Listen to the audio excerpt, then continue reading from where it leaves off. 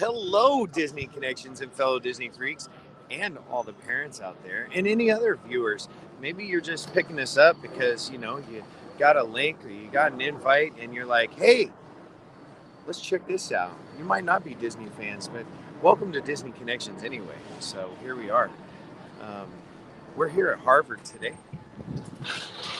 Beautiful Harvard. We're actually at the Smith Center right there, hanging out. We grabbed some muffins and coffees, used the restroom because we're going to go on a tour of Harvard today. We have a tour guide meeting us here in just a few moments, and we're going to take you on the tour with us. So, before we get started, though, just want to remind you that all of this is possible. Well, I mean, it's possible because of a bunch of reasons, but for us, for my wife and I, um, this is possible because of Main Street Treat Company, our business at mainstreettreat.com. Watch this here. Main Street Treat brings Disney to you. Hey, we're Rob and Mel from Disney Connections and the new owners of Main Street Treat Company. So come visit us over at mainstreettreat.com to order your treats today. So mainstreettreat.com, where you can get all of your Disney treats, Universal treats. Check it out. Okay, go over to the website, see if there's a box that you like. Grab a box for you, for your friend, for your family, for 4th of July. There's all sorts of boxes there that you can grab. And then bookmark that page because there's more boxes to come. So anyway, we are going to be going on tour. But hey, before we get our tour guide and we get walking through campus, let's just go check on some of our travelers because I know some parents. What are y'all doing over here? You're watching yourselves now. That's what you're doing. So here we are. Hello. Oh, we're gonna get a little feedback because you got the volume up. But so, what do y'all think of the trip so far? Amazing. Yeah. Amazing. Like, what's been your favorite part? The parks.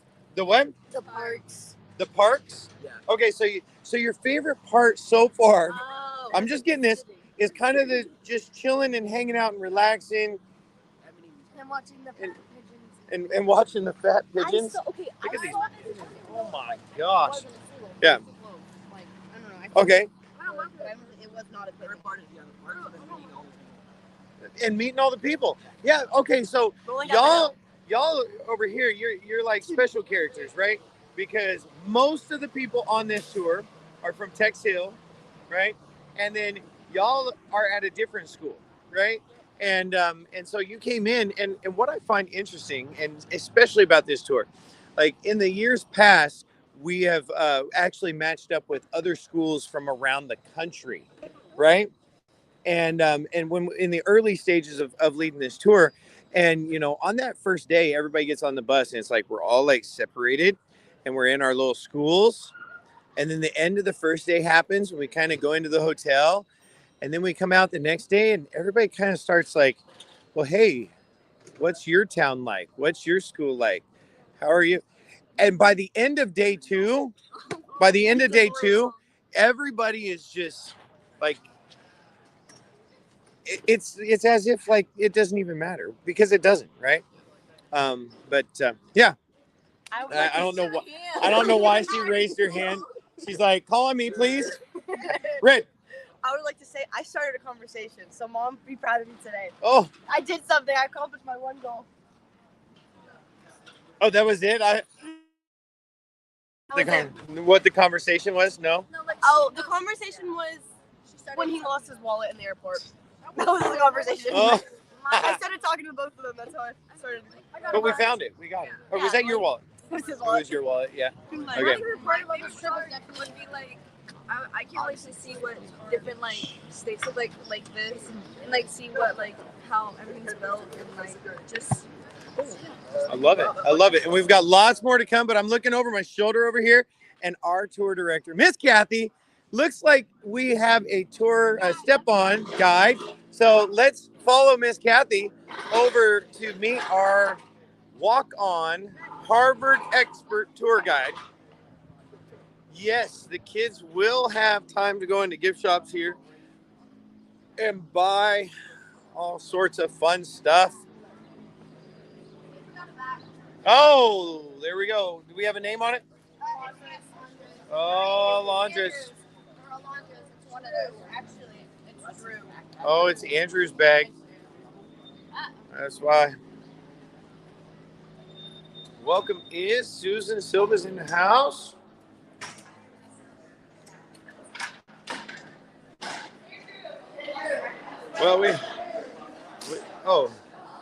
Well, yeah, there you go. We are actually not going to have treats from these spots, only because shipping and all of that stuff is a little too much. So, all right.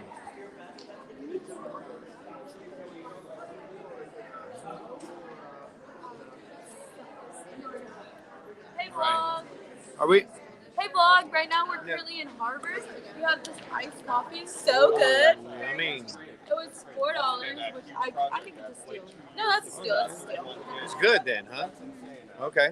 We had to add a little bit more sugar. But it was just like right now, I'm listening. Now, to I wanted to check in because I saw an angry face. Do we need to talk later, or was that just a joke and angry? Wait, angry face about what? On one of your emojis. Oh, it was probably about the orange shirt.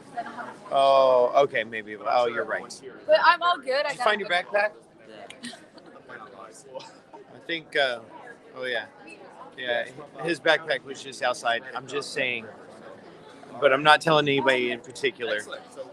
It might be in the chat right now. I think my grandparents are watching. Oh, your grandparents are watching today? Okay. Right. All right. Did you post it? We ready to rock and roll? We're live right now if you're all right with it. How's it going? My name's Rob. Nice to meet you, Rob. Right. Isaac. If I haven't introduced myself to you guys already, my name's Isaac, and I'm going to be your tour guide for today. And I love how the cameras rocking and rolling because, oh my goodness, it seems like I'm on TV or something like that. Sort of, kind of. Yeah, but anyways, I'm a sophomore here at Harvard College, and I'm studying government and history. So if you guys have any questions about the academic life, social life, anything at all, about Cambridge or just life in general, what's the meaning of life? Feel free to ask me because I'll try to impart onto you guys the best of my knowledge. But today I will be showing you guys around Harvard, and our tour will be focusing on three central themes: the culture here at Harvard, the famous people who have attended here or just walked through the gates or lived here somehow, and also the history of the university, since we predate the U.S. Constitution by 153 years, I believe. So we grew up basically as alongside the nation. So a lot of history. So for the history buffs in the crowd, you guys are going to love it today. And for those of you who want to learn more about what college is like, you guys are going to love it also. So without any further ado, we're going to head out and cross the street to enter the yard. Okie dokie. All right, here we go. Let's let the tour guide lead us though, because I'm pretty sure he knows where we're gonna go. And let's do 2 by 2 while we're walking, so that we save room for other people.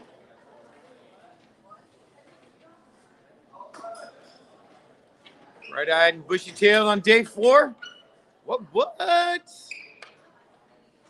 Ready to rock and roll.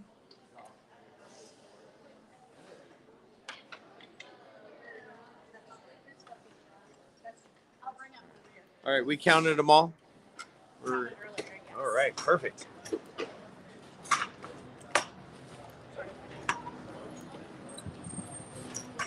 Right. If you're back here, I'll be up there with Mr. Tour Guide.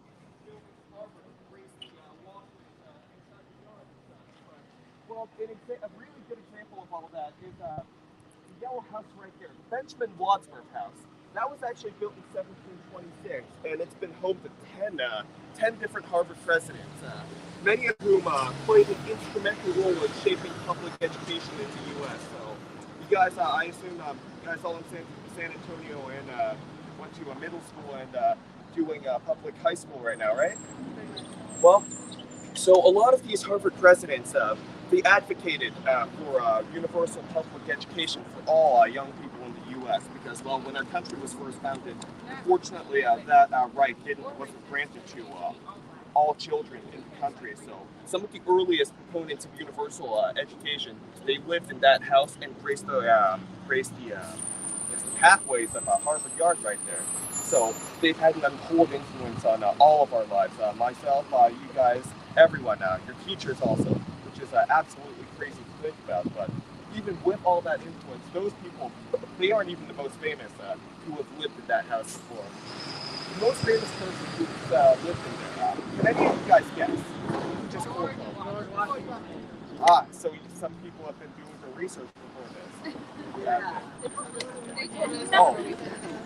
All right. Miss Kathy informed us that as we were walking by. Wow, that's great. You guys have great teachers then in that case. But, well, in case you didn't give a bunch of the details, Massachusetts, as you know, was where the American Revolution started. So after the Battle of Lexington and Concord, up slightly to the north of here, the Patriot forces beat back the British and drove them to Boston, which was just a narrow peninsula during that time. So they completely surrounded them. So all of the countryside here, and believe it or not, this was farmland back then. These were cow pastures we were standing on right now. All of this area, it was just controlled by the Patriot forces. And the Patriot Army, the Continental Army, actually set up camp right here at Harvard. And George Washington, when he got appointed commander of the Continental Army, he rode his horse up all the way from Virginia up to here in Cambridge. And he took command of the army just beyond Harvard Yard. You'll see a church steeple as he walked alongside the yard later. The park beyond it, that's where he took command of the soldiers. And he set up his headquarters right here in the Wadsworth House and planned many of the major battles that were fought here in Massachusetts, such as the Battle of Bunker Hill, if any of you guys have heard of that. All of this was planned right here in Cambridge. So that just gives you a scope of how involved that the university was with the early days of America. But, well, without any further ado, we can cross over onto the other side of Massachusetts Avenue and then walk around along the fence, and we'll be entering through the main gate of the university. Right. Let's see. Sir, welcome. so what type of history do you teach? Right now, I teach a 44-foot yacht boat at Universal Studios. But a year ago, before I, retired, I was teaching 8th grade U.S. history, 1877. Nice. So there's going to be a lot of history here up to that point right there. Yeah. Including the dorm building that I lived in, actually. That was built in 1870. Here we go. So now we can cross. And just advice for you guys here in Boston. I know you guys are in a large group, so this doesn't apply as much, but drivers here are absolutely terrible, and they pay no regard to traffic laws. So always follow the walk sign and don't cross when it's not, because they will give you right of way, unfortunately. Oh my goodness. I'm not sure about the drivers down in Texas, but here. Welcome in Kelly's Crazy Addiction. Welcome in the rain. Welcome in Karki. Hello. How are y'all? You don't happen to have a lot of USB you guys to may have noticed USB, do you? On right now, it's completely made of brick, and the city of Cambridge, they've done this for a very specific reason. They really want to make the neighborhood of Harvard Square look as old as the university inside the yard. So they pay extra attention to maintain the aesthetic of just classic oldness right here. And we'll see that as we walk further up down the sidewalk. The subway stations, even the subway stations here are made of brick. So that's just something really neat to notice. Lots of brick.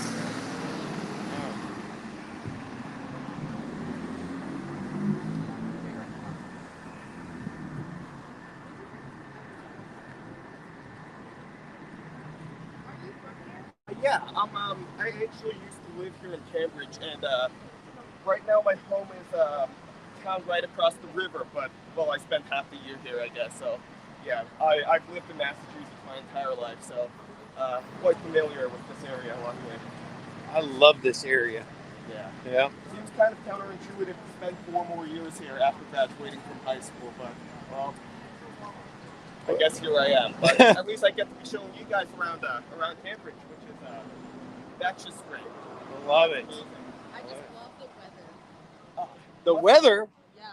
What? Great. It's so hot in Texas. Okay, well, you know what? It gets really cold here. Really? That's true. There's lots of that's snow in the good. winter. Yeah. It's good for the first few days, I must Yeah. say. But, once, It's- yeah, it gets to a point. Stay to the left. All right. Just follow me, guys. Stay together.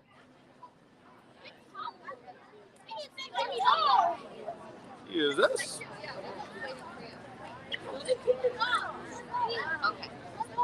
Like how you let go. I couldn't come to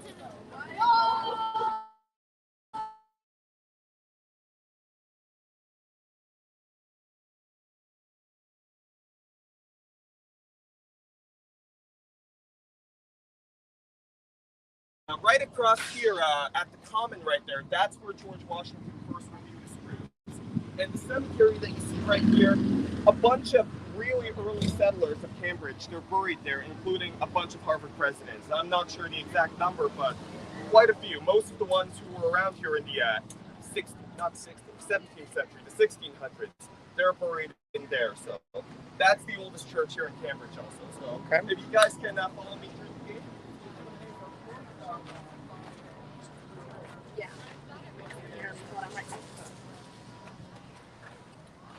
Maybe the main thing. Kathy, do you happen to have the charging cord for your phone on you? I think it's plugged in on the bus. Oh, is it really? Okay. Wait, let me see. So, I just walked you guys through Johnson Gate, which is known as the most famous one, the biggest one, and this is also one of the oldest ones, built in 1889, and this is the gate that everyone thinks of when they think of the entrance of Harvard. So, all the pictures you see online, it's probably going to be either of that gate or a picture taken outside the gate.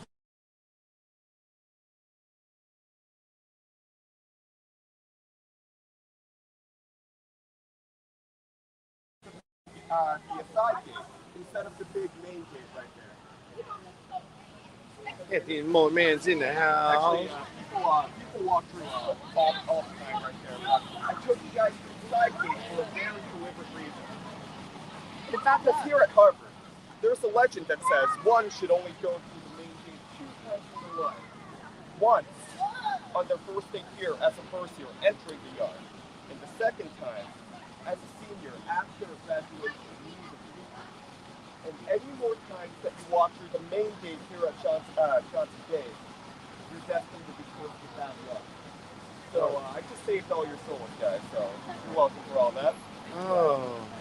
You're welcome. You're welcome. How kind of you. But Oh wait, this is the second time. for non-students, I'm not sure how that first plays out. I'm not waiting for any of you guys to find out. So Appreciate none it. of my guests. Sorry. I said I appreciate it. Oh, of course, of course. But for students, the bad luck comes in the form of not being able to graduate. So around here, we tell tales of how some poor econ student walked in through the gate 3 times in the 1960s, and as a result, is still wandering around campus right now.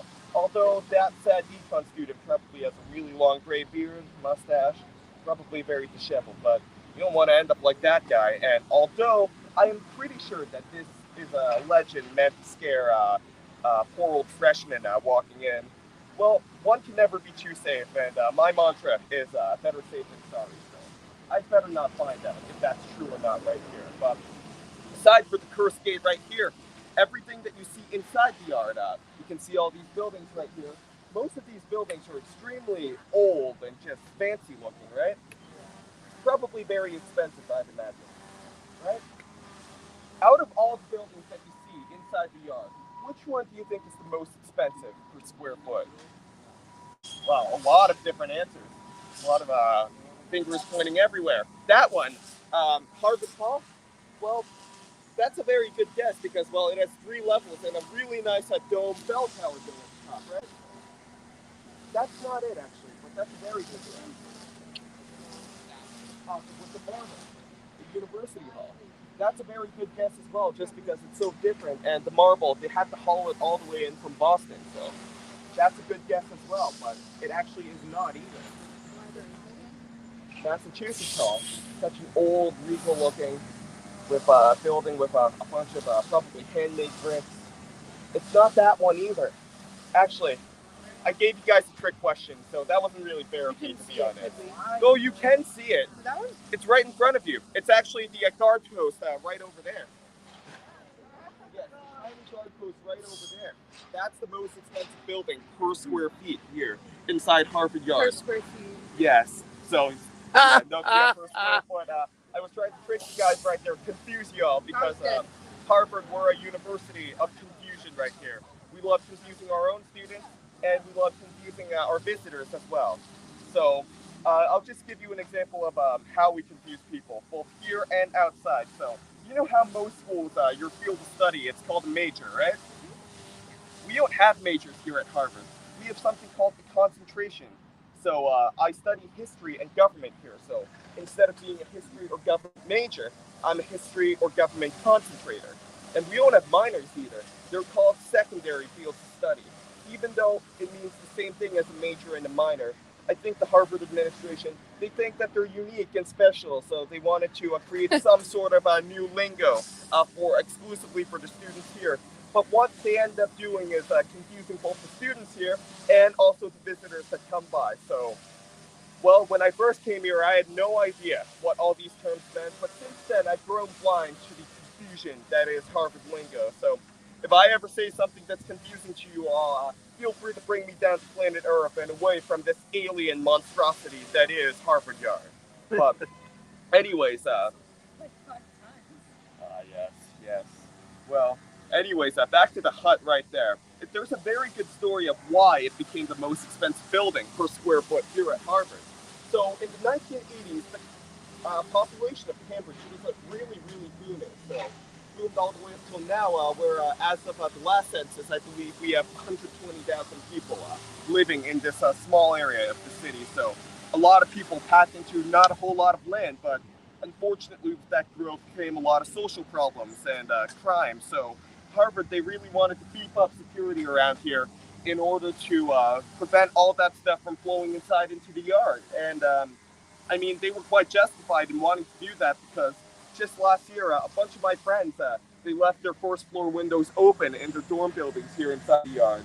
And when they woke up, all their computers, their chargers, and their wallets all disappeared. And well, they later ended up finding the dude who stole all their stuff, but unfortunately, I think he already sold it off or pawned it all off to some sort of a electronic shop or something like that. So they were screwed over. So Harvard, they were very keen on not allowing anything like that to happen. So they decided to build all these guard posts.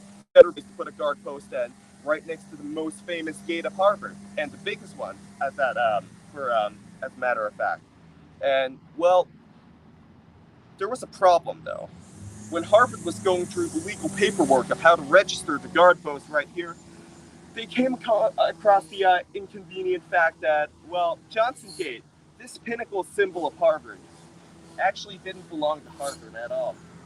It actually belonged to the city of Cambridge. And not only that, the land that stretches 15 feet into the yard from Johnson Gate, that also belonged to the that also did not belong to the university, but to the city as well. So in order for Harvard to build a guard post here at Johnson Gate, they would have to submit a design to the Cambridge Historical Commission for their approval. And the only way they would approve it is if that guard post looked as old as all the buildings surrounding us right now. So the first design that Harvard submitted to the Cambridge Historical Commission, that was rejected. The second design, that was also rejected. As a matter of fact, 80 designs later, they were all rejected. So on the 83rd design though, so I guess in this case 83rd times the charm, so 80 more than 3, go figure, that design was finally approved. And it was built up for a grand total of $57,000 for that post right there. Which, to put that into perspective, that's enough to pay for an entire year's tuition for me. So, well, they could have chosen to give me a 1-year scholarship. Instead, they chose to build a guard post that's inhabited 20% of the year at most because, well, security guards really only go inside when it's raining really heavily, snowing a lot, or it's freezing cold, or they just need a place to sit down. But most of the time, they're out and about walking or standing at the gate. So it's not even used a whole lot. So, well, Harvard, you might think they're famous for being smart. Well, that was a very smart decision in building that right there.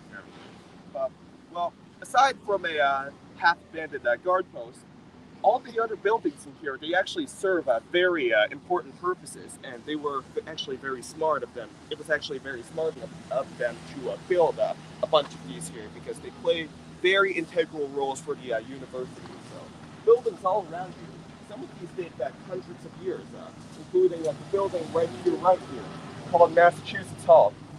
This is actually the oldest surviving building here at inside Harvard Yard, and it was built in, I believe, 1720. And it was actually designed by the president of Harvard at the time, President Leverett. And I must say, whatever they were paying this guy, it certainly wasn't enough, because this guy did it all. He helped do lesson plans, he admitted students, hired professors, maintained discipline, and designed buildings as well. So whatever they were whatever amount of credit they were giving this dude, he certainly deserved more, because he was such a busy person. Which I guess back then, Harvard was nowhere near as big or rich as it is today. So everyone had to take a bit of extra roles here, take some extra jobs, and also the number of buildings here they had. They also had a lot less back then than they do right now. So it actually turned out that Massachusetts Hall right here, it served as the home for many of the famous early Harvard graduates here. So examples include if you guys have ever heard of a guy named John Hancock, first signer of the Declaration of Independence, one who, with the big signature. He lived in here during his time at Harvard, and he was also governor of Massachusetts for a while. Also, John Adams, the second president of the U.S., he lived in Mass Hall, as did his son, John Quincy Adams, who was the sixth president, and their cousin, Samuel Adams, who was the famous son of liberty, defender of freedom, and also namesake of the most popular beer here in Boston, which I'm sure none of you guys would know about that. So, but anyways, if you guys end up visiting the Freedom Trail in Boston, you'll actually pass right by his grave, which is conveniently. Oh yes. Did you notice it was located right across the street from the beer factory built with his namesake? Oh, I didn't notice that. No. Yes. Did you? Yes. His grave is actually located right across the street from the Sam Adams brewery factory. So, well, imagine spending your whole life being this fierce defender of American liberty and freedom just to end up as the face of the most popular beer in the city that is despised by the most people across America. Well, maybe New York's worse, but people love to hate on Boston a lot also. But, well, certainly it's a twist of irony to it. But Massachusetts Hall, actually, it continues to be a freshman dorm up till the present day. So we've graduated quite a few famous people in relatively recent years, meaning the past 100 years here at Harvard, because we're a 400-year-old university, so we've had a lot of people come in and out. So an example of a more famous, more recent grad from Massachusetts Hall is the U.S. Attorney General that was fired during Watergate, named Elliot Richardson, if any of you have heard of him. He also lived in here during his time at Harvard. And nowadays, each year, Massachusetts Hall is home to 14 freshmen.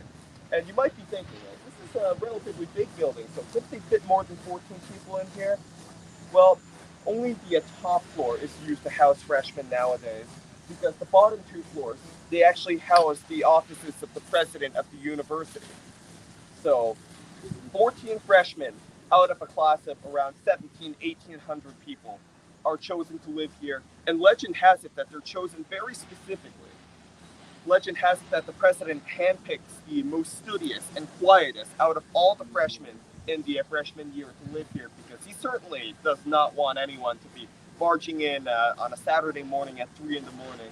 He wants his office to be left alone in peace and quiet. So, well, I'm not sure how true that legend is, given by the fact that some of the loudest people I know from my year who lived inside, actually lived inside Massachusetts Hall. So, I don't know, maybe the president just made a mistake right there. Who knows? But, well, in addition to Harvard students and presidents of the university, Massachusetts Hall was actually home to 640 Continental Army soldiers during the Revolutionary War because you may have remembered how George Washington took command of the army here, but the soldiers used dorm buildings and lecture halls here at Harvard as their barracks, as their station. So it was not very comfortable living inside Mass Hall back then because the people, they literally lived, they slept right next to each other in sort of like how Lincoln logs, right? They're like placed right next to each other like that in a row. So they were all basically stacked next to each other and on top of each other. So, well, back then, these soldiers, things that they were good at included fighting for American liberty and against tyranny and such. But one thing that they weren't very good at being were good house guests because guess what? They took all the wooden furniture and all the wooden floorboard and chopped it all up to make firewood, which, if any of you guys have been in Boston before, it's somewhat reasonable given by the fact that it's always, half the time it's below freezing here during the winter. But they also took all the doorknobs, door hinges, handles, any scrap piece of metal that they could find and melted it to make musket balls.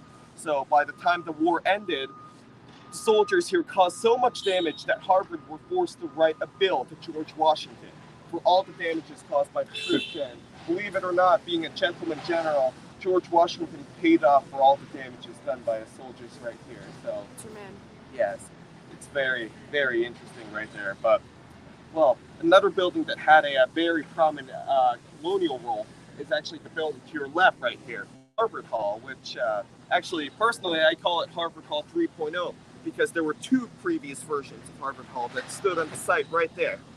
The first one was built in the 1650s, and the best way to describe that building was a rickety wooden shack. It was unsafe, it was too small, so they decided to tear it down and build a new version in the 1670s. And that building that they built right there, that was one of the cornerstones of the university. It hosted a dining hall, it hosted a lecture hall, it hosted the library that housed all of John Harvard's original books, and also for a while, it housed the Massachusetts State Legislature. Yes, because in 1763, unfortunately, there was a smallpox pandemic out in Boston.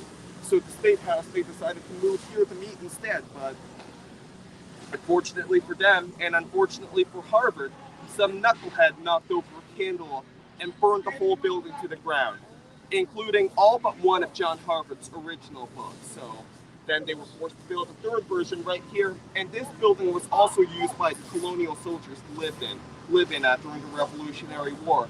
And a fun fact, the roof up there, it used to be made out of lead, so what the soldiers ended up doing was they climbed up on top of the roof and tore it completely down to make musket balls and cannonballs.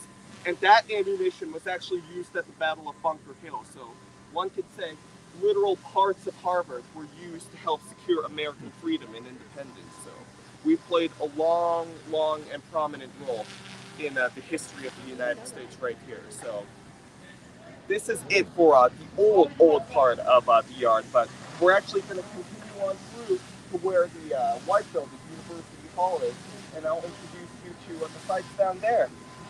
We'll first let this van pass right here, and we'll move as a group. But I do advise you to be a bit careful because right now school is out, so they're doing all the renovations here. So there may be a vehicle moving in and out here, so just stick close together.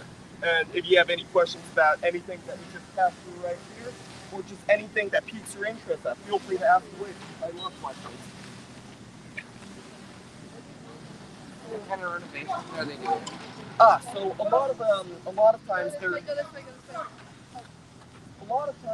they're just trying to make the rats walk greener here because it's just nice for photos.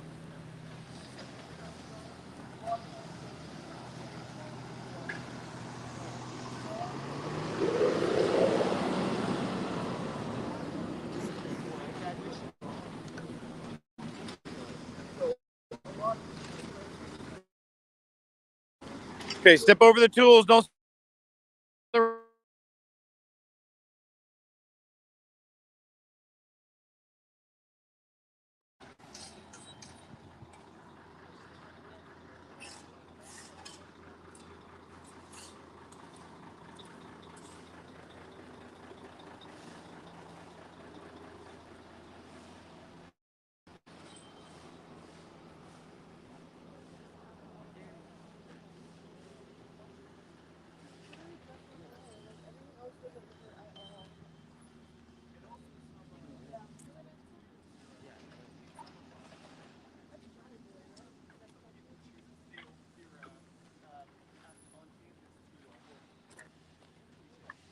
welcome in Ray J. If you're still in here, thank you so much for stopping in. If y'all are in here, smash that like button. Let people know we're here. And we got a really good tour guide that's giving us all of the information. Building right in front of you, the white building, that's called University Hall. And it was built in 1815 by a guy named Charles Bulfinch. And I don't expect any of you guys to know who he is because he's just some like long dead architect dude. But well, one important thing about him, he's actually one of the most prominent early American architects. In fact, one who was considered to be the first truly American architect instead of just taking British influences to build their buildings. So this is one of his famous works right here, and I'm sure all of you guys have seen the State House in Boston with the giant gold dome. Mm-hmm. That building was built by Mr. Bulfinch as well. But perhaps his most famous work is actually the Great Dome at the U.S. Capitol building. So, a very, very well-accomplished dude right there. But full disclosure, I've actually never been inside University Hall before, which is probably a very good thing, given by the fact that it houses the offices of the dean of the college, all the administrative deans, and the disciplinary board as well. So, if one can spend all 4 years at Harvard without having to enter this beautiful white building right here, that is a very commendable achievement. But on a side note, if any of you guys have watched The Social Network about the founding of Facebook, have any of you guys watched that? We did.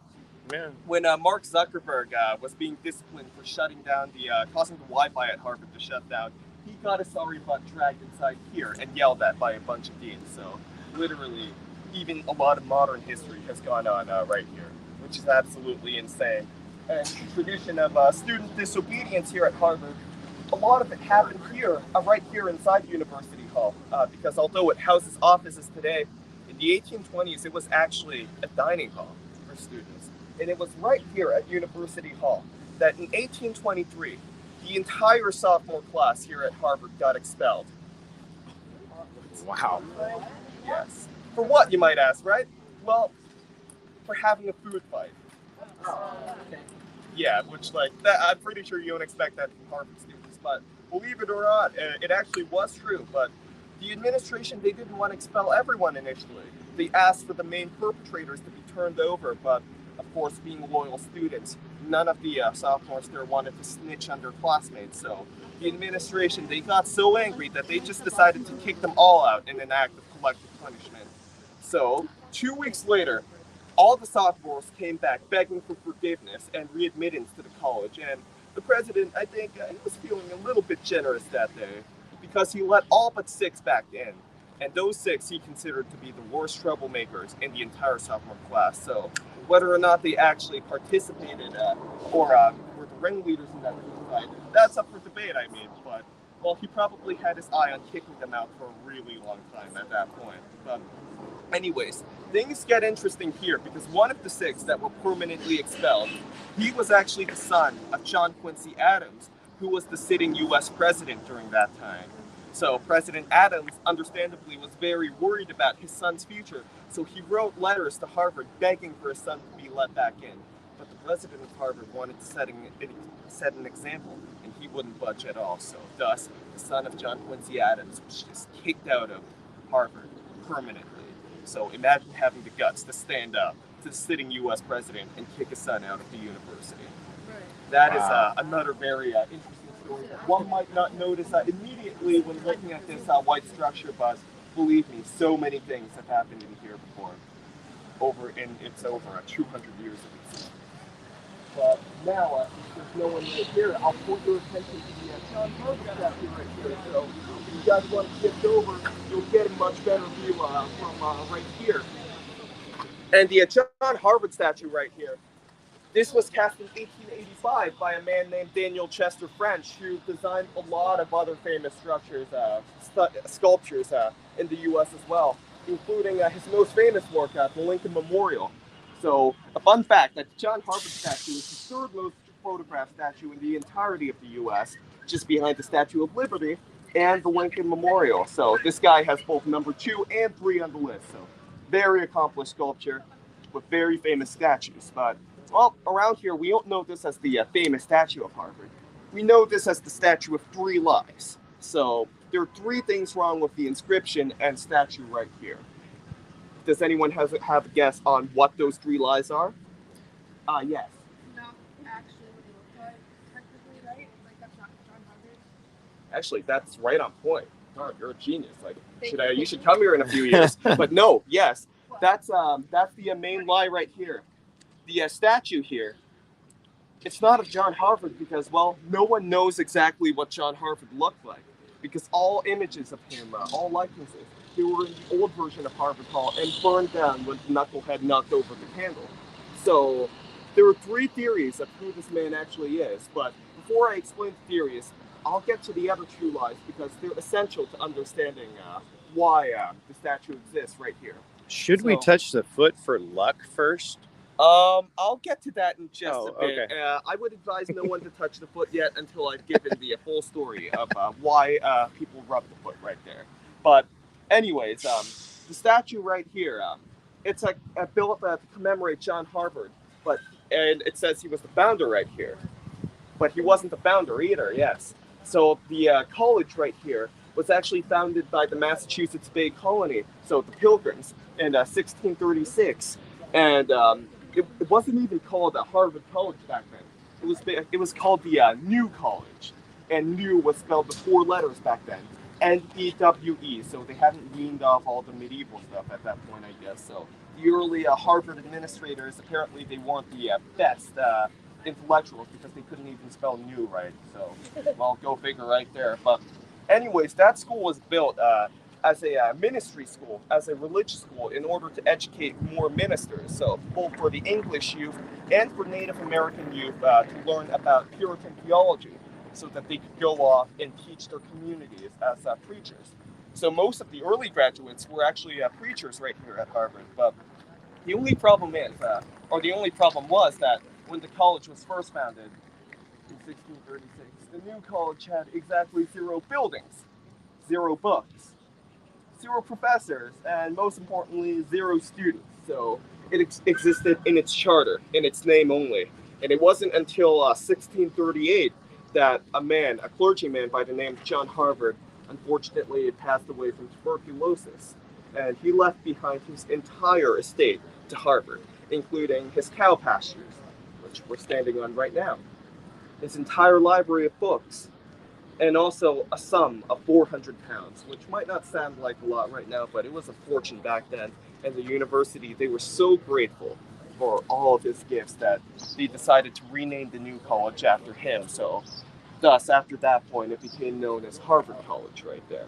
So that's why John Harvard is admired so much right here, and why the university bears his name. But back to the statue right there.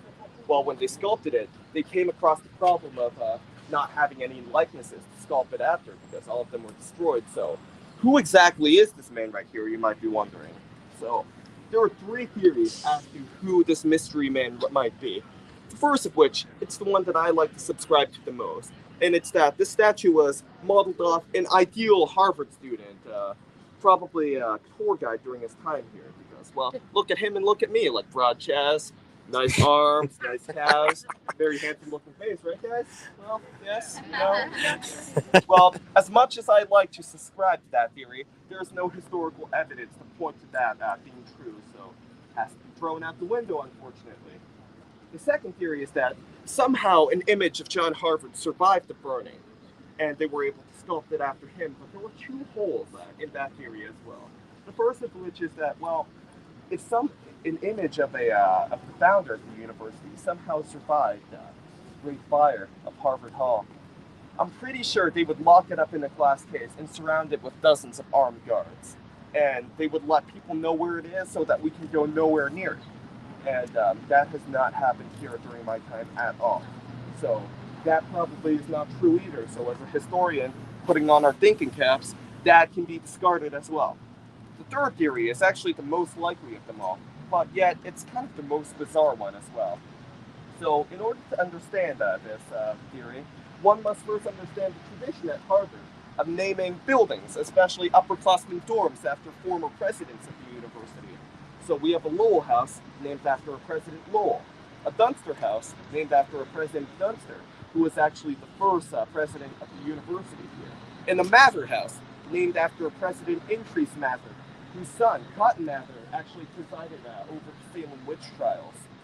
So, well, if you guys ever end up here at Harvard, let me warn you not to practice dark arts at all, because I do not want you tied up to a stake and burned, because we do not have a good history with sorcery right here with the Puritan past and everything.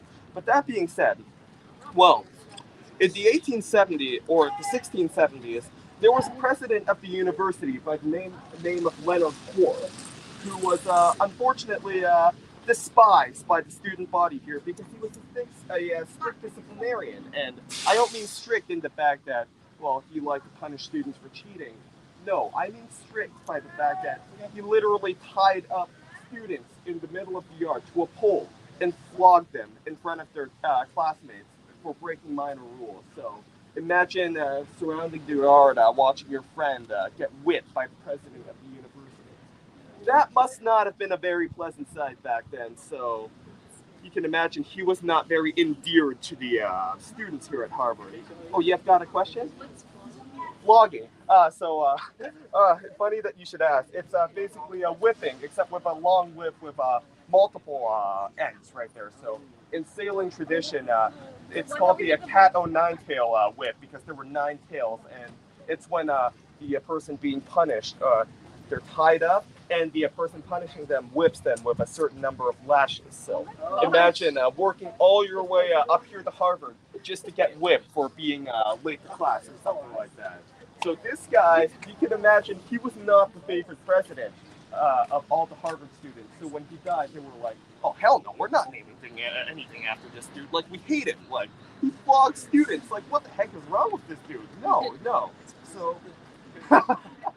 that's a good one right there. But well, his name was just shelved away in the history books after that for around 200 years.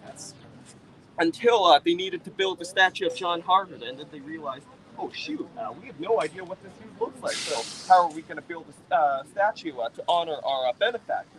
And then as they were scrolling through the books looking for more information to base this project off of, they noticed the old name, Leonard Poor, and they were like, huh, we have a tradition here at Harvard of naming stuff after a former president. How come we don't have anything named after him? They flipped the page, and then they realized, oh yeah, that's why. He flogged students. Like, terrible dude. Like, why would we name anything after him? But well, Harvard is a school of tradition, so they were very conflicted because they wanted to maintain the tradition of naming stuff after the former presidents. At the same time, they didn't want to name anything after the terrible man that flogged students in the middle of the yard. But luckily for them, a solution arose because a distant descendant of Leonard Poor in the 1880s was actually a student here at Harvard, a freshman, and he was everything that they wanted in an ideal Harvard man. So muscular, strong, intellectual. He played on the football team here also, and for those of you who don't know, Harvard has one of the oldest football teams in the entire nation. So, well, much older than the Longhorns, older than A&M. So, not to diss you guys off, but Harvard is actually one of the most winningest teams in the entirety of NCAA Division I, and it was a football powerhouse back in the 1880s. So they absolutely doted over this guy, absolutely loved him, and they thought, well, distant descendant of Leonard Poor, he was a Puritan Boston blood, and John Harvard was a Puritan, so they probably look very similar. So it's probably close enough, I mean. So, you know what, we'll just sit this guy down on a chair for goodness knows how many hours and sculpt the sculpture out of him. So, thus, here we have the sculpture of a man whose ancestor was President so hated he would never name a house after him or build a statue in his likeness. So that's how the John Harvard statue came to be. And I'm sure, yes, your teacher here pointed out how the left shoe of John Harvard is so shiny. And well, around the world, there is a tradition of visitors to Harvard rubbing the left foot of John Harvard to gain good luck. So a lot of prospective applicants to the university, when they visit the school, they rub John Harvard's foot in hopes of being able to get into the university one day. But full disclosure again, I've never touched his foot in my life before, so maybe it doesn't work as well as it may seem. But, well, before any of you guys go foot rubbing for good luck and everything, let me first remind you that you're at Harvard College right now, right? please disregard the Harvard part for a second and just pay attention to the college part, because we are a college inhabited by college students who do college things. And this is a world famous statue in the middle of a college courtyard that's left unguarded 24/7, including Friday nights, Saturday mornings, and Saturday nights as well. So one can imagine that things are done at this statue. And before any of you guys go wrap the foot, well, you're welcome to, of course, but I do advise you to use hand sanitizer and wash your hands after you rub it. But feel free to, anyways. And even if you don't want to, it's still a very good statue to take your picture with. So I do invite you guys to contribute to the statistic, making this the third most photographed statue in the United States. Let's do it. All right, so let's do a quick little selfie, and then y'all, if you want individuals, you can get individual. What do you mean by that? Yeah, 40 minutes. Officially, it ends at 11. Yeah, that's what I'm talking about. All right, here we go. Okay, bookends over there, Adriana and Austin.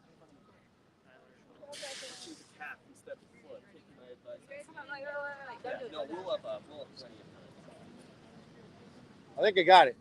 One take. Oh, what? You gotta count that. Yeah. All right, here we go. 3, 2, 1. All right. Oh, hey, we want you in there too. Get back in there. Let's go. Isaac, let's go, Isaac. Yeah. All right, 3, 2, 1. All right. Nice. Awesome. Actually, there's a really good place called Pinocchio's Pizza. It was Mark's Zuckerberg's There you go. favorite while he was here. Right, foot rubbers. So this is bronze, right? And you know what cleans bronze real well? Like ammonia. You know what they find? What ammonia is in? Urine. Oh. There you go. Oh. Not in the broad daylight. Not in the broad daylight. I would hope. Now, in the past, we've gone up and touched the foot and taken pictures and then told the story. Oh yeah, this is my 4th time at Harvard. Oh, nice. So nice. yeah, That's great. 4 times. I mean, I've been A lot of different people. 4 different years. Yeah. So really, I mean, I've been here, 4 years at Harvard, and I was educated here the last time. So yeah, we went into the museum and did all the education. So that's great. Yeah. That's great. Been I need to spend educated. more time at the museum, honestly. No, I should have waited until everyone rubbed the foot, but I want to spare everyone space of having to do that. Yeah, I care deeply about my Tories. Yes. I love it. You don't. I have hand Just sanitizer. avoid stepping on the gas. I need to start taking hand sanitizer for everyone. Yeah. Right. Yeah, I just carry it in the bottle again. Because even for big groups. So what do you think? You gonna apply to come here now? Yeah, let me just dump A&M all together. I'm willing to go for something. Wait, did you touch the foot the last time we were here? No, Oh, so there you still got a chance. I'm not touching it. All right, because I know you were here last time. I can't remember if you rubbed the foot or not. Okay, we're going to the admin building in a little bit. We're going to stop by there. We're going to see if we can make things happen. Like you got a team support. Yep. What did you think of that story? Well, no, I mean, the clean foot, but I The one mean, thing I remember from this last time was Yeah. the guy's appeal. Did she tell you before? My mom, yes. Oh, really? I didn't spoil it. Okay, you didn't spoil it. Okay, all right. So you weren't gonna go touch that foot anyway. Oh, okay.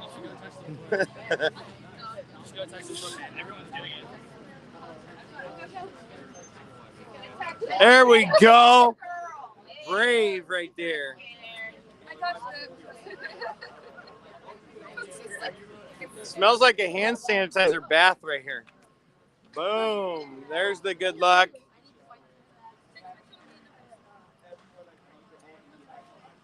So we could have taken one of those wipes and wiped the foot and then touch the, and then everybody could have touched it. Cambridge.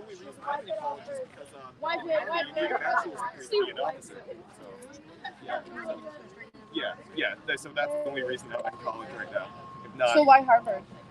because I grew up around here, and my dad used to teach here actually. So Oh, okay. I learned my earliest stuff from a Harvard professor. Yeah. While everybody was going to that. My whole childhood was surrounded by these people, and I've always looked up to this university. Yeah. So, like, it was the only natural place for me to come to. Yeah. Which I got lucky, I guess. Right. Luck of the draw. Yes.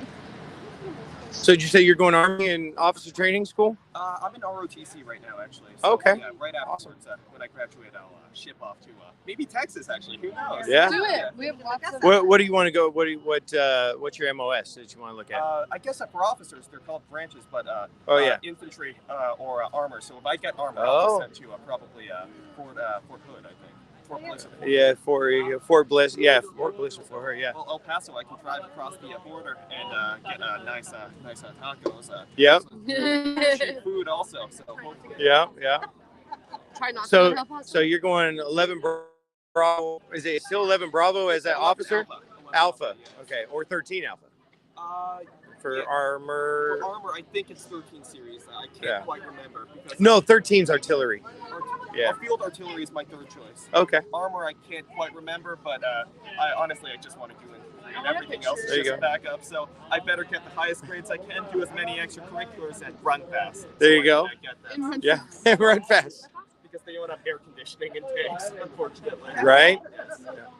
All right. We ready to rock and roll?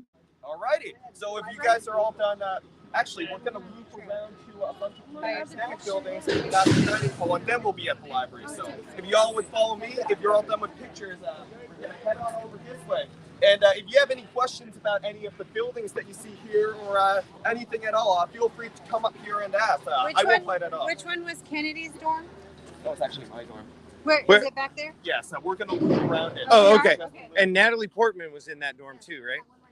I thought she was in that one right there. She was in Grace Hall, which is the building directly. Oh, okay. But Okay. actually, she lived in the upperclassman house that I'm assigned to. Okay. So, well, don't worry, we'll cover all of that. Okay. I won't have you guys. I won't have my wonderful Tories miss out on anything important here at campus. Love it. And most of the buildings right here that you see, they're all freshman dorms. Really? Most Okay. of the buildings on this side of Harvard Yard, they're all residential halls for the first years. Whereas on the other side of the yard, where we'll visit in just a little bit, a lot of the old academic buildings, lecture halls are right there. But fun fact, most of the buildings at Harvard, they're actually located outside the yard. Harvard Yard is just the historical center and center of the undergraduate institution, but at the university level, we have like 11 different graduate schools in addition to the undergraduate institutions. So most of the people here don't go here for college, but they go here for their master's degree or their PhD degree or something like really high up right there. So we've got 7,000 undergraduates at the college, but we also have 13,000 graduate students. So we end up having over 20,000 students as a whole university-wide. So it's huge. And as a graduate student, the application process is a lot easier than as a undergrad. They, as long as you do good in college and you want to make a positive change in the world, you stand a very, very good chance at a graduate program right here. Okay, so you want to make change. Do good. Yes. Do good. Stay at UT. All 4 years. 4.0. Do community service and have a plan to change the world. What are you studying exactly? I'm doing literature and classics. Oh, so the arts and sciences here, they love doing that stuff. One of my friends is doing like a history of literature. Maybe like this for about 5 minutes. He might be doing a master's, so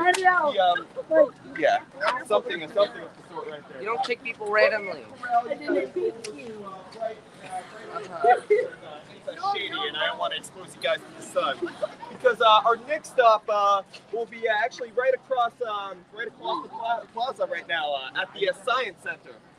So this building, it's used as one of the main lecture halls here at Harvard, and it hosts most of the science, math, and statistics classes here, and also the really big lectures because it has five lecture halls inside that seat 300 people each. So most people at Harvard, they have at least one class in there during their time here at the college. Oh, yeah. Can we go in one of those rooms? You can actually, as an official tour, we can't enter the building, but one by one you can, or as a small pod, you can go in and use the bathroom, and if you really want to, you can sneak in. I don't think anyone can. Yeah. But they're all closed right now because no one's in there at all. But, well, as you can see by the building's design right here, it's quite blockish and concrete-ish and brutalist. That's because it was built in the 70s, which is a stark contrast to most of the buildings inside the yard. But trust me, it's a lot better on the inside than it is on the out. But if you look really closely at the building, it's sort of shaped like a Polaroid camera. Like, take a look. It's slanted down like this with the blocks gradually going up. And the observatories, there are telescopes up at the very top of the building. Those act kind of like buttons. And there's a part of the building that juts out there, sort of like Flash, which, well, this might just be a coincidence, but also in the 1970s, the Polaroid family donated a lot of money to the university. And also, Polaroid was actually founded right here in Cambridge. So, yeah, maybe it's not so much of a coincidence right there, huh? But, well, in practice, what this does is that as you go further and further up the Science Center, the smaller and smaller the floors get, right? So the smaller and smaller the class sizes get. And also the equipment becomes a lot more specialized up there. So there's an urban legend here at Harvard that the further up your classes are at the Science Center, the smarter of a student you are. Which, I mean, I guess that makes plenty of sense because all my classes thus far have been down in the basement. Which I guess that's what 4 years of college, of high school football, and then 4 more years of college rugby does to you. So by the time I become a senior, you're gonna have to take me a brand new basement level just to suit, I guess, me. But well, anyways, the academics here, they're actually quite well-rounded, and at the undergraduate institution, we love to focus on the liberal arts. So at Harvard, or at least the undergraduate institution, we don't apply for a specific major or anything when we come in. We have yeah. Best tour guide on campus right here. Thank you. Yeah. A lot of the educational support staff right there. So they work all the sound equipment here at Harvard. So at the graduation, they were the ones who made everything work behind the scenes. I worked with them for a bit, and they're great. And if any of you guys end up here, definitely take up a campus job because it pays a lot, and it's not that hard at all. Or at any college, actually, take up a campus job because, yes, you'll get a lot of money from there. But anyways, about the academics here at Harvard, we can indicate what we want to study, like as an interest when we apply, but we don't formally declare our major or concentration here until we become sophomore or halfway through our sophomore year. So the first year and a half, you just spend all that time exploring, taking all the requirements, just trying to figure out what you want to do. And the university, they do a great job of forcing us to explore, reach outside our comfort zone with something called the General Education Program, where we have to take a class in each of 4 different subsections. So aesthetics and culture, history, societies and individuals, technology and society, and ethics and civics. And all of this, it's meant for you not only to gain a lot of knowledge and explore different fields, but it's for you to, when you graduate here, for you to become a much better citizen and have a much better understanding of the world. So Harvard takes pride in trying to graduate people who really do care about the world and want to make a positive impact on the lives of others. But once the general education requirement is taken care of, then we have the concentration requirements. So for me, I want to concentrate in government and history, so I have to take a certain number of classes in government. and a certain number of classes in history to be able to graduate with a degree in those fields. So once you're done with all the requirements, which typically takes 4 years here, as with most universities, you can graduate. But there are some people who go all out and take 5 classes per semester instead of the usual 4. So they can graduate in 3, but those people, they're absolutely insane. And they're probably going to end up winning a Nobel Prize in the future or something like that. Basically not me. So, yes, yeah. It's basically actually very normal here, the academic life. People, of course, they care a lot about their grades, but at the same time, they make room for having a social life and also for doing stuff outside of academics. So at times the balance can be rough, but people do try. And from what I've noticed attending here and visiting my buddies at other colleges, actually as an undergraduate, college is similar everywhere, basically. So if any of you guys have questions about what school's like here or what the social life is here, feel free to ask me. And you can ask me anytime. But if you don't have any immediate questions, we'll actually continue walking down this path, and our next stop will be Memorial Hall right down there. So Okay. follow along. Welcome in, Hitchhiking Bones and the court report. Thanks for stopping by.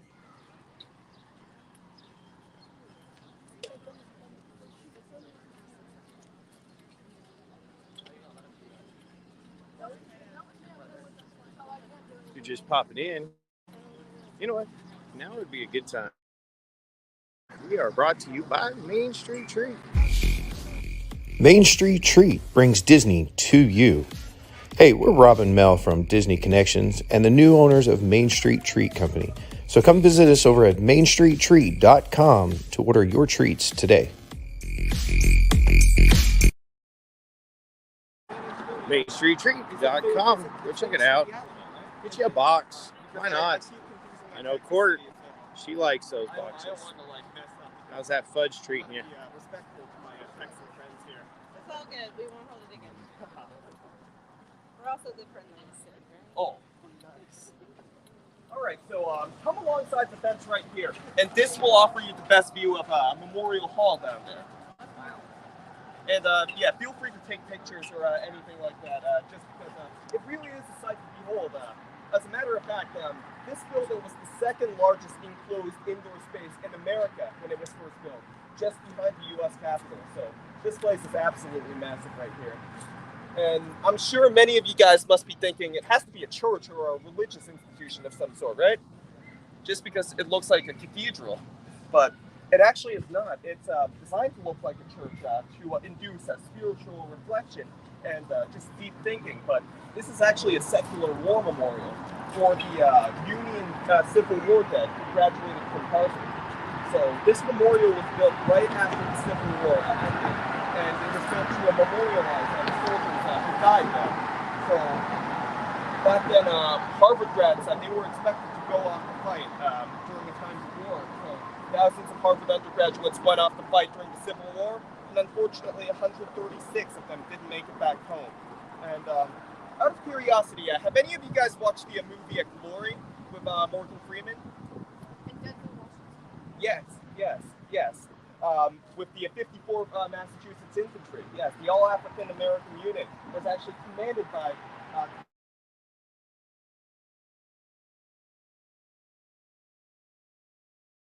as you know, he was killed, but his name is inscribed inside the main memorial atrium alongside 135 of his comrades.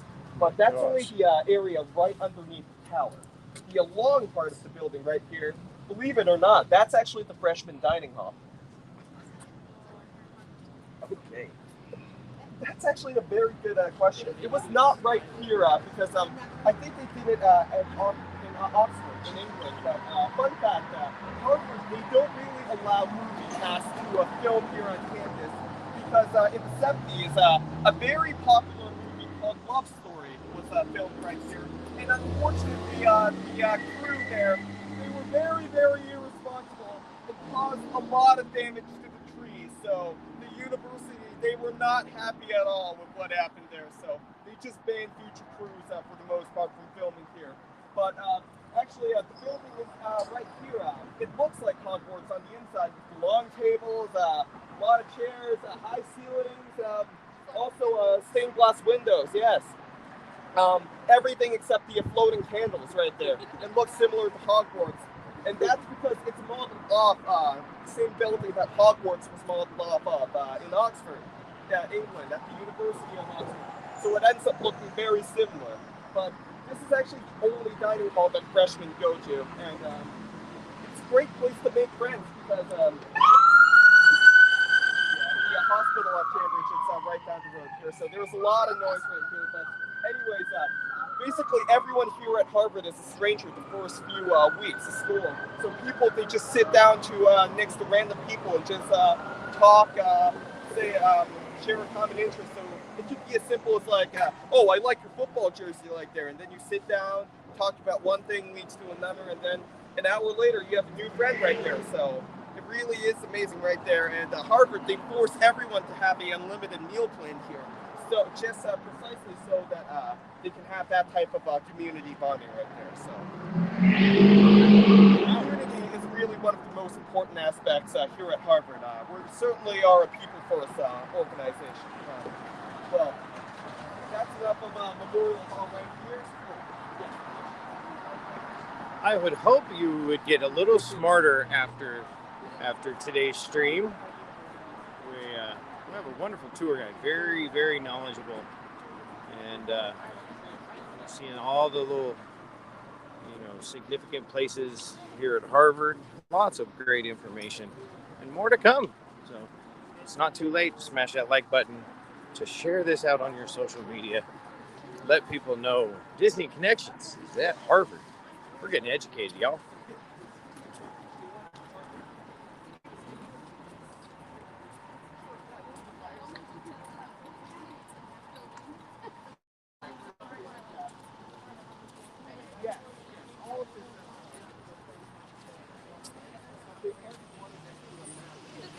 All right, what do you think so far?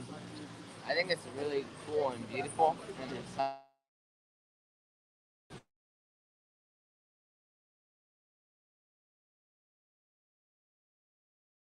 There you go. I want to try to apply to as many schools as I can. There you go. Get her done. That's what it's all about.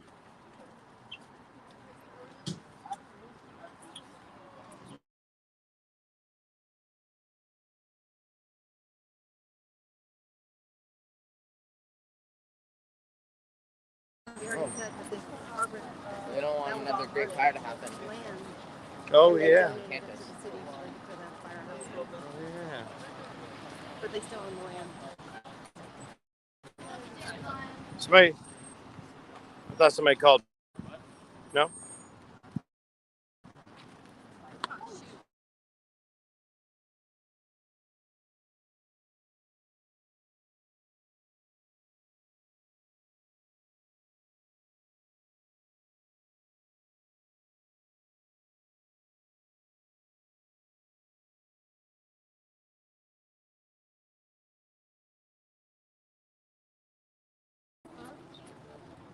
There we go. All right, we're back. A little glitchy there. I don't know what happened. There's a lot of buildings. Maybe lost some sort of signal.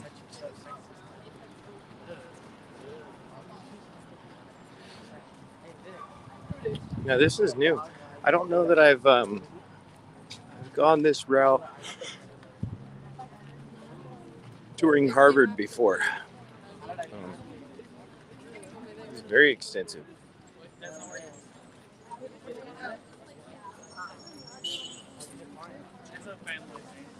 Yeah.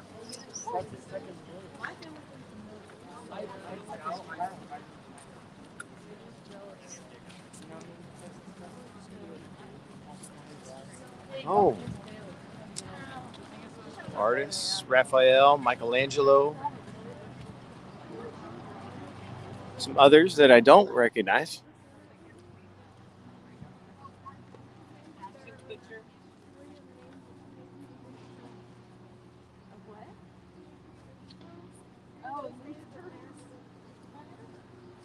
Raphael, Michelangelo.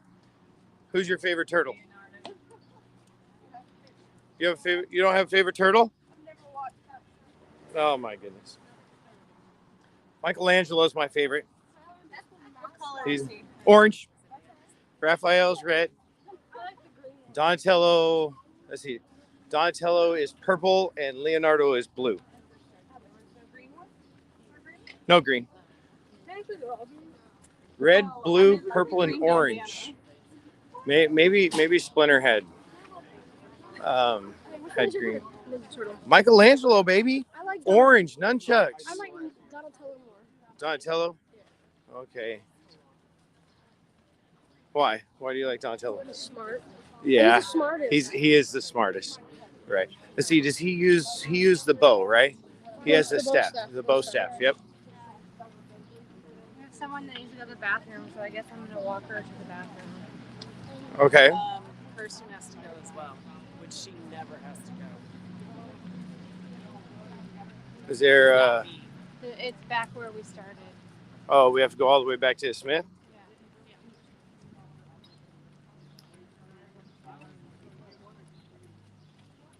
I think we're coming. This is the library here, right?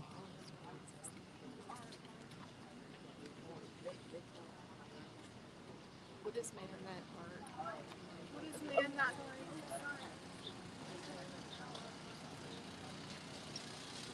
I think my watch is confused. It says my exercise ring is usually further along by now.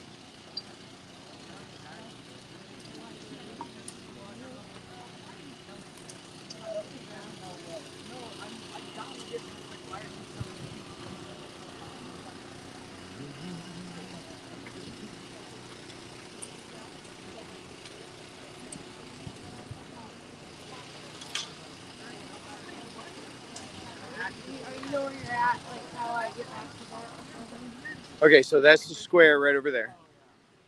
If you go, like there should be little gates that will take you out to the street. Go that way? Yeah, so you're gonna want to go that way. Oh, let's stay off the newly seated.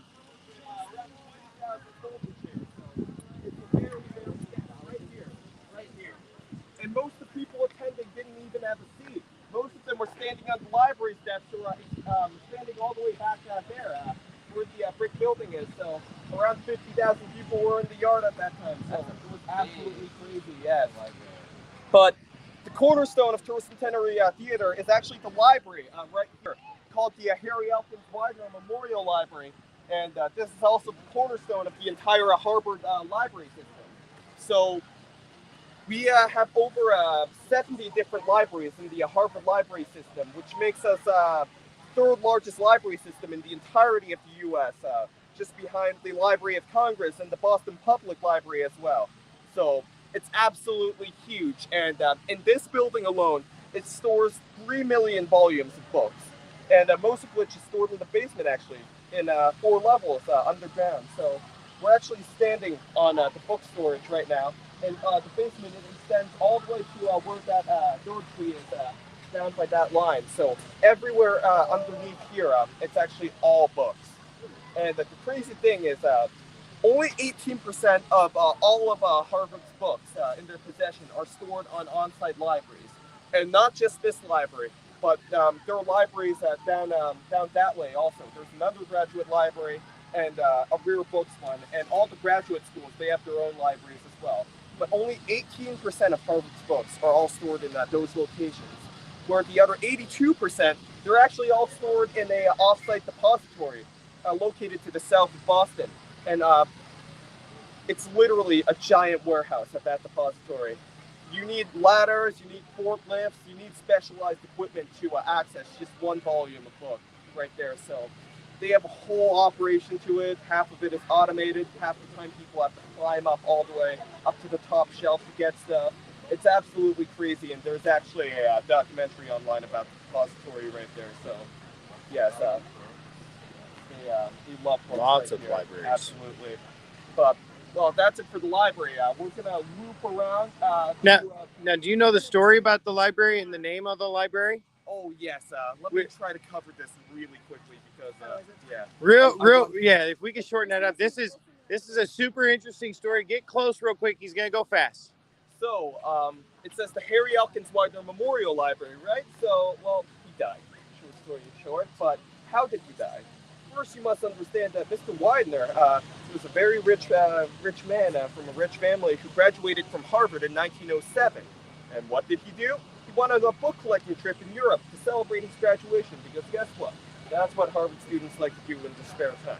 But, well, he actually collected a lot of really cool manuscripts and books, including a Gutenberg Bible. And by the time he was done in 1912, he was so eager to come back to the U.S., right? To show all his friends his new finds, but unfortunately it was 1912. And the fastest way back to the U.S. is by ship, and I'm sure you guys can guess the ship he was on. Oh. Yes, exactly. He and his family came back here on the Titanic, and since they were in first class, they had access to lifeboats, but unfortunately, he and his father, they were both very honorable gentlemen and decided to sacrifice their seats to allow other people to live. So they perished on board the Titanic, and his mother, in her grief, donated $3 million, which is more than $100 million in today's money, to the university to memorialize her son.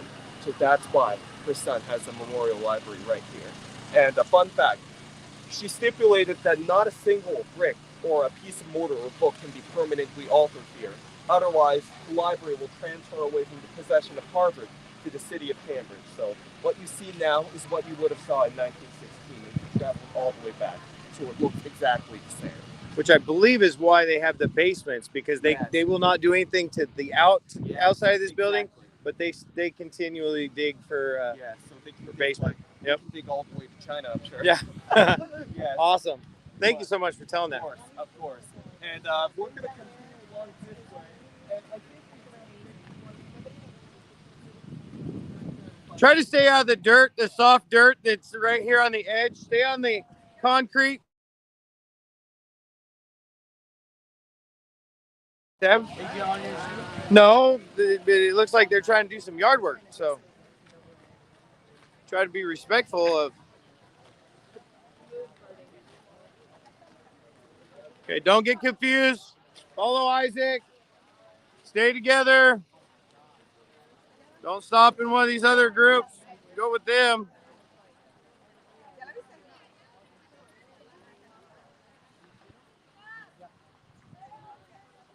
Yes, a very interesting story. That library right there is the product, kind of, sort of the Titanic. So if it wasn't for her son dying on the Titanic, that might not have been donated. And I believe his entire collection of books that he had sent home also helped start that library. Check that out. Look it up online. Fact check me.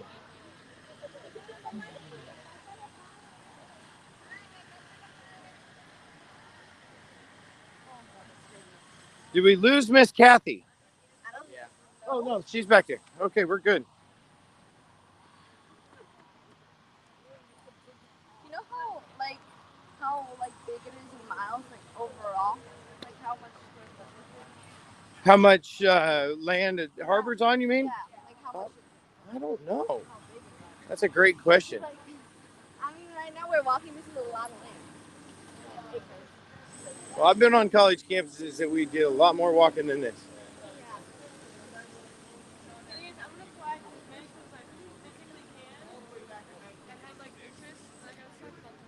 John F. Kennedy's dorm right here. That's what he's saying.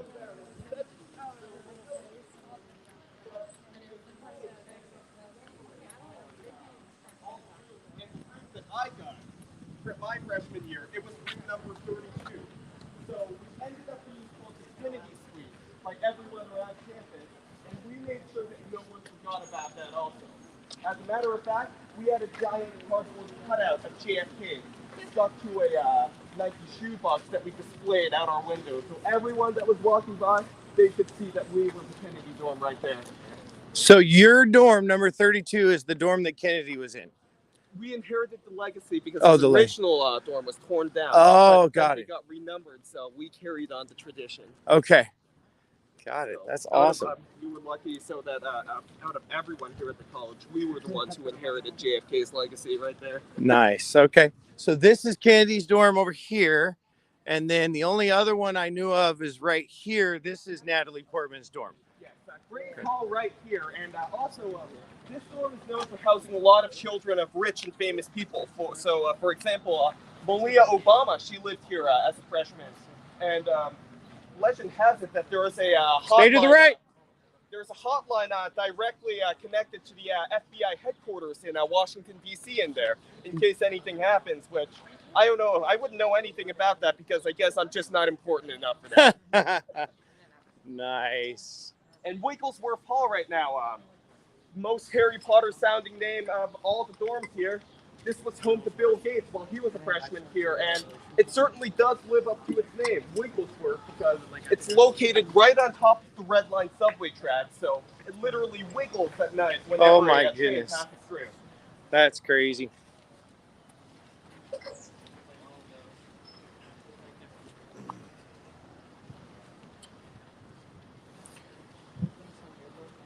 All right, so we're going to be passing through the square right now.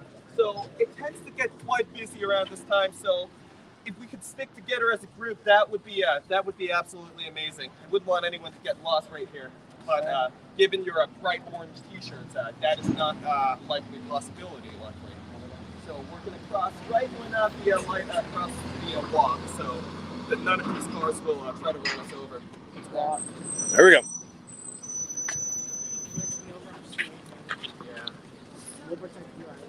That's a great idea.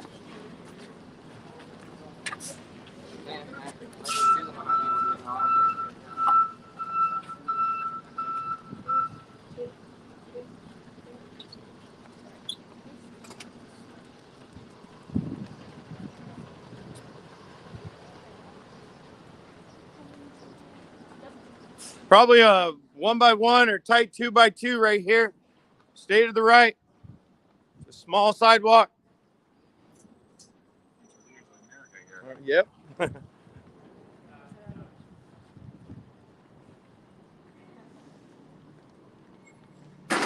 Oh, careful.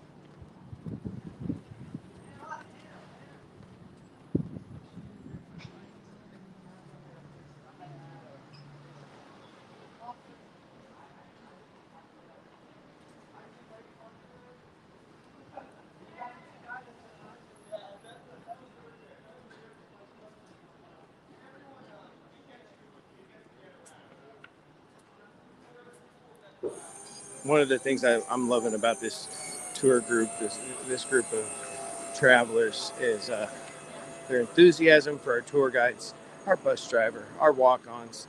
We're really excited to be here. So this is a great year to be live streaming, recording, documenting for future groups that want to go on tour. This is how it's done.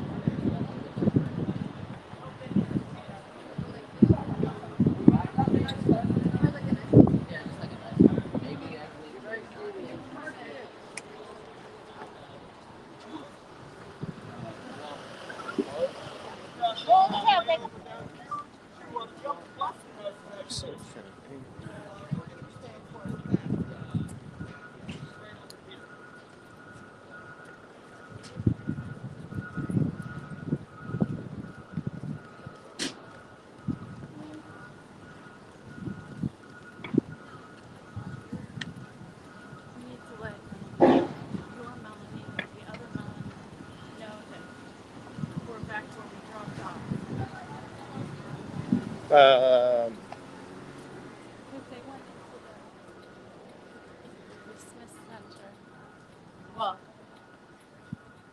She can watch this. If she pops on, she'll pop on and comment.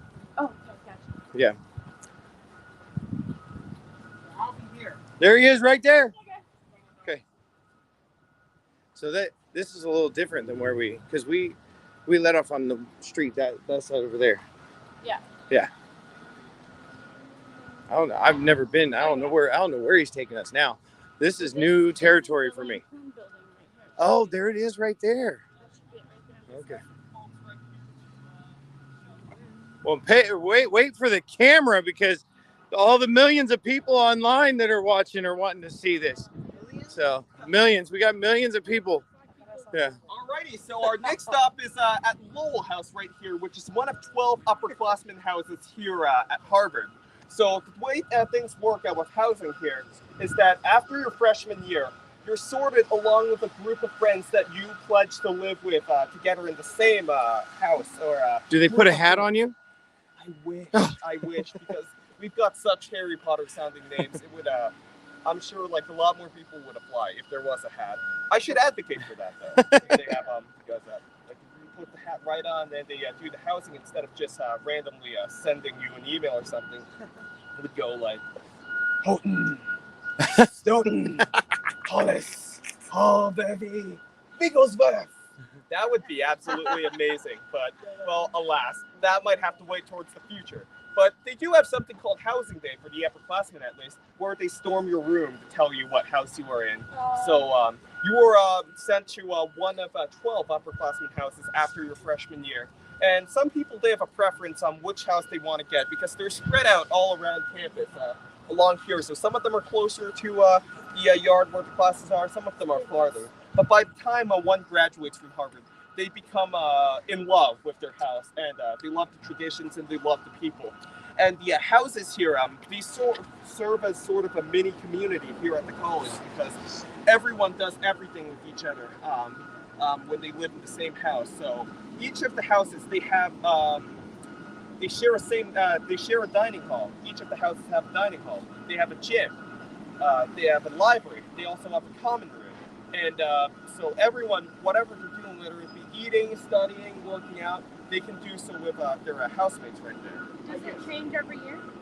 So the house that you get assigned, you get put there for all 3 of your upperclassmen years right there. But you do change dorms, so obviously the sophomores, they get the not as desirable housing. And as you work your way up the echelon of grades, I guess, your housing becomes better all the way up until you're a senior. And most seniors, they do get their own room with a single bed. But that's not guaranteed for the lower years. But that's a very good question right there. The houses here, each person who lives in their respective house, they have a lot of house pride. And they love to focus on the amenities that each of their houses has. So each house, there's something different about them from all the other ones. So, for example, Lowell House, in my opinion, this is the best house because this is where I'll be living in next year. Here, exactly, Lowell Pride right there. So we have our own movie theater inside. We have our squash court. And we also have a bell ringing society. So we're the only upperclassmen house with actual bells in the tower. So a bunch of people, they go in there every Sunday at 2, ring the bells, much to the annoyance of much of the people here in Cambridge. But it's all good and fun. Other houses, such as Elliott House, which is another one of the upperclassmen houses, they have a very fancy ball at the end of the year with nice catering, glass sculptures, ice sculptures, everything, and people, they kill getting there. So normally you can only get in if you have a friend who lives there or you live there yourself, but people have tried climbing the metal fences, people have tried climbing the roof, people have tried hiding in the basement for a night to try to get in. It's absolutely crazy. But yes, each house, they have their own amenities, and also houses love competing against each other in intramural sports as well. So each house, they send a team to compete in all sorts of different sports, whether they be soccer, frisbee, swimming, rowing, all of that. And the house that ends up winning the most games, that by the end of the year, that house earns a giant trophy called the Strauss Cup, which they get to display in the middle of their house. So everyone, they're very proud of that, and everyone else who doesn't live there, they're very envious, yes. Question? So it's very similar to how Hogwarts. Yes, exactly. Hogwarts, Exactly. yeah. Instead of 4 houses, we've got 12. But yes, well, I think maybe even Harry Potter, they're based off of this. There's no official record, but one could assume from right there. Yes. So, well, yes. There's a lot of pride in competition here, and also pride in the alumni that we've had live in our house before. So Lowell House here, we've had quite a few famous people, such as Natalie Portman. She lived in here when she was an upperclassman. So did Matt Damon and Empress Masako of Japan, as well as Justice David Soder of the Supreme Court, who is retired now. But he comes into the library often just to talk with random undergraduates and to read. So we certainly take pride in the alumni that have lived here, while other houses, they've had their famous alumni also, such as in Winthrop House. All three Kennedy brothers, JFK, Robert Kennedy, and Teddy Kennedy, they all lived in there. So they're very, very proud of that fact. But some of the houses, they're not as proud of the people that have lived there, because the people who lived there, they're more infamous than famous, such as Eliot House, the house with all the famous balls and everything like that. Their most famous resident in the past, he's a man by the name of Theodore Kaczynski, better known as the Unabomber. So, yes, we love to make fun of them for that, and that's a fact that they choose not to mention at all. But overall, we take huge pride in our alumni, and we love the houses that we get sorted into. And by the time people come back for their reunions, they reminisce about their old house days a lot, and they still identify as a member of whatever house they lived in during their time at Harvard. So at Lowell, we're called Lowellians. Yes, all the other houses, they have their own names as well. But yes, that's the upperclassmen houses right there. And I know we're running a little short on time, but we have one more stop right here on our tour. And it's actually going to be right across our Oh, we were told to wait by Miss Cat. Are we just going right across the street? Yes, because I think we'll most be of the okay. restaurants are going to be on that side anyway. So, I'll wait here. Okay, they see us. All right, here we go. because I know you guys have your lunch break afterwards. A lot of the restaurants are along here before the traffic street, so it's better to cross here anyways. But yeah, normally our final stop is here. So if any of you guys are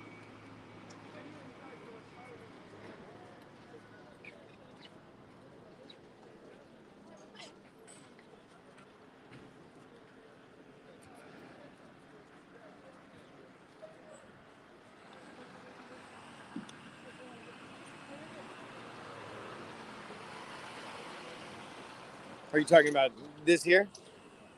actually, I'm going to go over the tradition here at Harvard. Oh, okay. I think by this time you've heard everything there is to hear, though, like 4 times. Probably more well-versed than I am. No, I forget half of it, but I love it. You've definitely hit some things that I didn't know. Thank you. So, Thank you. yeah. That means a lot. Well, it seems like we have gotten everyone together right now, so we can begin. What's up, Kevin? How's it going? At Harvard, normally it's not like this in the environment that we're in right now, where there's barely a cloud in the sky, it's sunny, it's warm, beautiful day, right? Well, most of the time during the school year, unfortunately, especially during the late autumn, winter, and early spring, it's kind of miserable because it gets dark really early. It's cold and it rains a lot, and it's during that time that most of our finals take place for first semester, especially. So everything else sucks, but finals, like, that's what really gets to the people here, because during that time, students are stressed out because finals here, they can count for 30, 40, 50, even 100% of one's final grade here. So people, they just cram and just study, and it really gets to them. And during this time, students, they don't eat enough, they don't sleep enough. Goodness knows they don't shower enough. Goodness.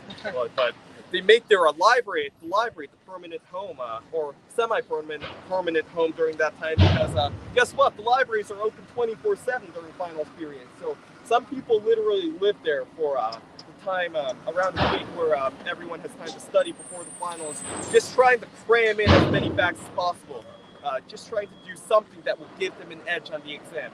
And so much stress is pent up right there that, well, it has to be let out at some point. So it all simmers until the final day, the final night before finals begin, where everyone, they participate in an event known as the Primal Scream, where everyone runs around the Harvard yard screaming in an animalistic manner. So since they're running, they can't scream all out because they have to maintain their voice throughout. So it goes from a low to a really high scream. So I will demonstrate something like this. Oh! Just like that. But 5,000 of us. So to simulate 5,000 screaming Harvard students around the yard, let us all try that at once. On my count, on 3. 1, 2, 3. Just like that, yeah. Except not the 31 or 32 of us here, I guess, right now. 5,000 Harvard students. And also, I omitted a very important detail. They all do so while they're naked. Yeah, you heard that right. 5,000 Harvard students streaking around Harvard Yard in the dead middle of winter. I'm gonna apply that. It's yeah, so I scared you away, didn't I? But no, that's been a very long-standing tradition, actually. And as you can see at Harvard, we've had our very academic and very unacademic traditions as well. And well, the next time you hear of someone very famous who went to Harvard, just think of them in their underwear or without any clothes at all, running around naked, where you were walking today. And it's a very special local tradition where thousands of students participate, of course, and also many more come on by to either cheer on their friends or just laugh at their friends for their utter stupidity. But oh yes, cameras are everywhere. Unfortunately, yes, it does get a bit weird, but hey, it's all in good fun. I personally have not participated in this event whatsoever, because I prefer to have my clothes on and to stay in the comfort of my nice toasty dorm to fit in some extra studying. So, well, this is a tradition that has been long-standing and one that will continue for many years to come, I'm sure. So, well, you can see we certainly are a unique place right here at Harvard, and I really hope you enjoyed the tour today. All right. Yeah. Awesome. Hey, yeah.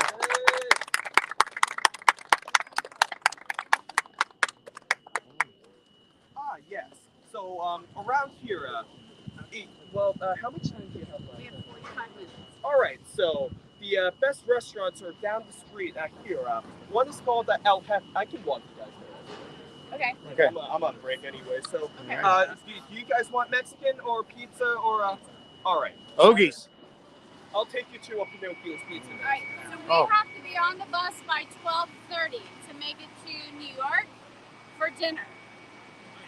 Okay. All right. So this is gonna be quick lunch. Quick lunch.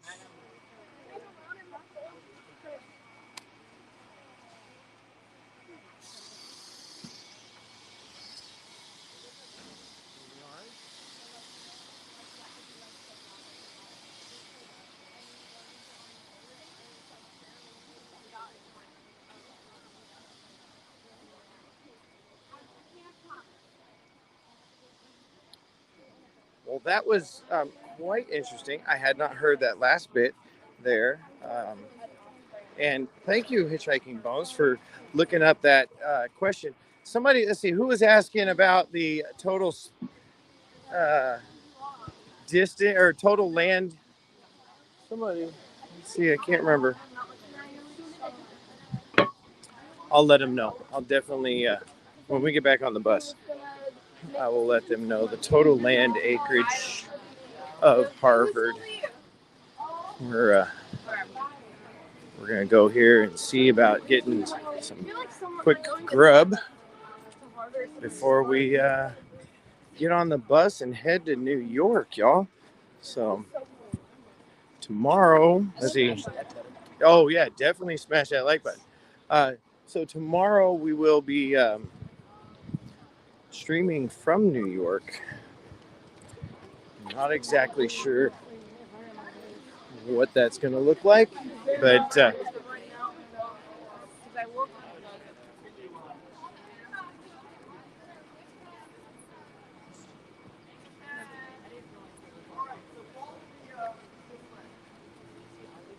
we'll have some things in store for you in New York that you're not going to want to miss. I mean, it's New York.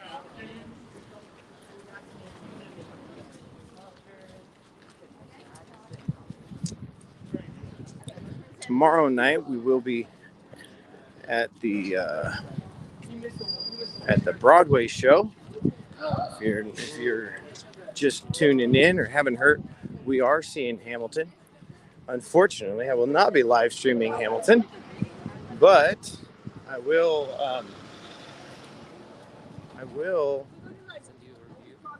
probably take a couple pictures before the show, and we'll throw those up on the IG there.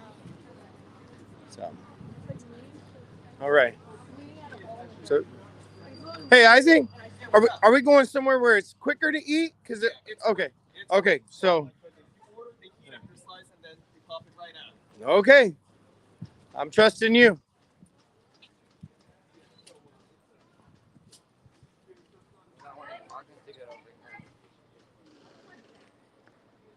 We're all going to the same place. I know. Yep.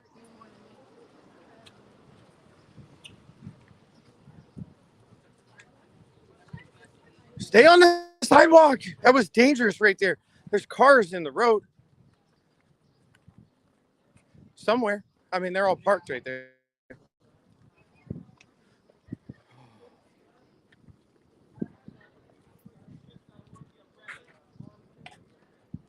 God is in the midst of the city. God is in the midst of the city. Pinocchios. All right. Hey, vlog. What's up? We're gonna. Wait. You know what? We can run an ad right now. Actually, on our way, we're coming right up here to Pinocchio's. I'm gonna take you in. We're gonna see Pinocchio's, but because it's food, because it's great, why don't we check out Main Street Treat? Yeah. Main Street Treat brings Disney to you. Hey, we're Rob and Mel from Disney Connections and the new owners of Main Street Treat Company. So come visit us over at mainstreettreat.com to order your treats today. 45 minutes. Unless it's a slice by slice. Is it like by slice? Fast. All right, welcome back. So we're here at Pinocchio's, 1966. There's a Subway. So Burger.